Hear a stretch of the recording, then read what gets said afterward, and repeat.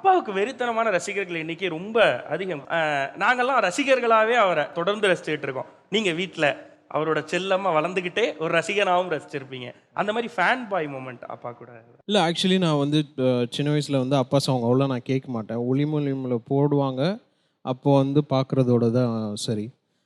ஒரு நாளைக்கு வந்து ஏதோ ஒரு கம்பெனியோட ப்ரைவேட் ஆல்பம் பண்ணலாம் அப்படின்னு சொல்லி சைன் பண்ணேன். சரி இது நாள் வரையும் அப்பா பண்ணதை கொஞ்சம் நம்ம ரிசர்ச் பண்ணுவோன்னு சொல்லி ஒரு ஒரு சாங்காக எடுத்து போட்டு கேட்டு நான் அந்த ஆல்பம் பண்ணுறதை மறந்துட்டு இதெல்லாம் எப்படி பண்ணியிருக்காங்க அப்படின்னு சொல்லி ரொம்ப ஷாக்காக இருந்தது. அப்போ தான் அப்பா கிட்ட போய் நிறைய கேட்டேன், இதெல்லாம் எப்படி ரெக்கார்ட் பண்ணீங்க, எப்படி இது எப்படி பண்ணீங்க அப்படி பண்ணீங்க. ஸோ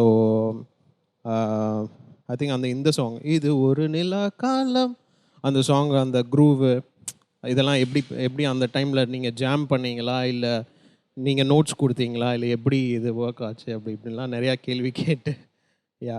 ஸோ அந்த மாதிரியான ஒரு மூமெண்ட் ஆக்சுவலி அது. சூப்பர். ஸோ ரசிகரா அப்ப நீங்க உருவாகி அதுக்கப்புறம் நிறைய கேட்டேன்னீங்க. நீங்க ஒரு இசையமைப்பாளரா உருவாகிறதுக்கு அப்பா கொடுத்த ஏதாவது ரொம்ப முக்கியமான டிப், இதை நான் என்னைக்குமே மறக்க மாட்டேன் அப்படியே வச்சிருக்கேன்? ஒன்றும் இல்லை, ஒரே வேர்டு தான். அதை நீ கம்போஸ் பண்ணுறத அன்போட லவ்வோட நீ கம்போஸ் பண்ண, அது மக்கள்கிட்ட போய் சேரும்.